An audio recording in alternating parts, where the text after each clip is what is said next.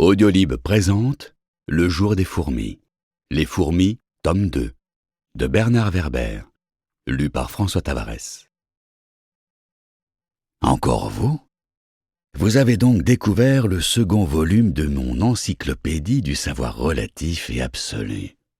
Le premier était déposé bien en évidence sur le lutrin du temple souterrain. Celui-ci a été plus difficile à dénicher, n'est-ce pas? Bravo. Qui êtes-vous au juste? Mon neveu Jonathan? Ma fille? Non, vous n'êtes ni l'un ni l'autre. Bonjour, lecteur inconnu. Je souhaiterais mieux vous connaître. Déclinez devant les pages de ce livre vos noms, âge, sexe, profession, nationalité. Quels sont vos intérêts dans la vie? Quelles sont vos forces et vos faiblesses? Oh, et puis, peu importe. Je sais qui vous êtes. Je sens vos mains qui caressent mes pages. C'est assez plaisant d'ailleurs. Sur le bout de vos doigts, dans les sinuosités de vos empreintes digitales, je devine vos caractéristiques les plus secrètes. Tout est inscrit jusque dans vos moindres fragments. J'y perçois même les gènes de vos ancêtres. Dire qu'il a fallu que ces milliers de gens ne meurent pas trop jeunes, qu'ils se séduisent, s'accouplent, jusqu'à en arriver à votre naissance. Aujourd'hui, j'ai l'impression de vous voir en face de moi. Non, ne souriez pas, restez naturel.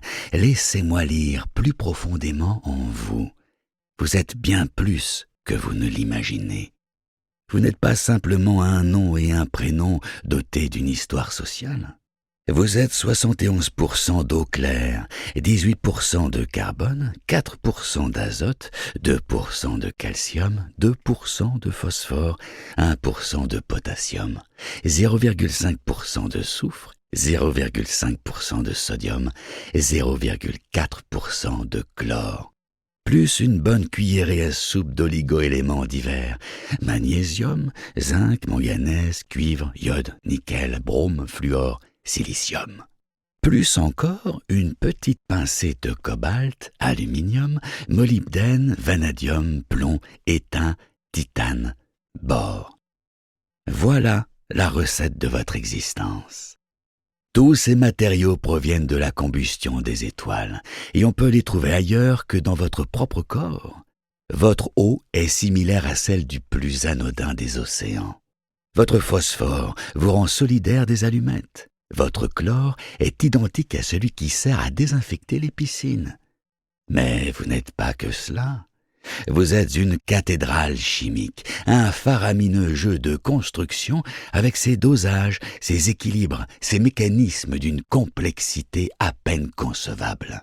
Car vos molécules sont elles-mêmes constituées d'atomes, de particules, de quarks, de vide, le tout lié par des forces électromagnétiques, gravitationnelles, électronique d'une subtilité qui vous dépasse.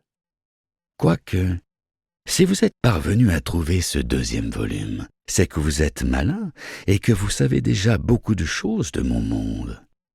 Qu'avez-vous fait des connaissances que vous a livrées le premier volume? Une révolution? Une évolution? Rien, sûrement.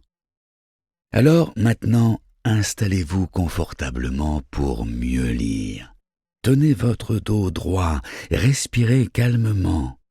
Décontractez votre bouche. Écoutez-moi. Rien de ce qui vous entoure dans le temps et dans l'espace n'est inutile. Vous n'êtes pas inutile. Votre vie éphémère a un sens. Elle ne conduit pas à une impasse. Tout a un sens. Moi qui vous parle, tandis que vous me lisez, des asticots me dégustent. Que dis-je? Je sers d'engrais à de jeunes pousses de cerfeuil très prometteuses. Les gens de ma génération n'ont pas compris où je voulais en venir. Il est trop tard pour moi. La seule chose que je peux laisser, c'est une mince trace. Ce livre. Il est trop tard pour moi, mais il n'est pas trop tard pour vous. Vous êtes bien installé. Détendez vos muscles. Ne pensez plus à rien d'autre qu'à l'univers dans lequel vous n'êtes qu'une infime poussière. Imaginez le temps accéléré. Fouf! Vous naissez, éjecté de votre mère tel un vulgaire noyau de cerise. Tchac tchac, vous vous empiffrez de milliers de plats multicolores, transformant du même coup quelques tonnes de végétaux et d'animaux en excréments. Paf, vous êtes mort. Qu'avez-vous fait de votre vie? Pas assez, sûrement. Agissez.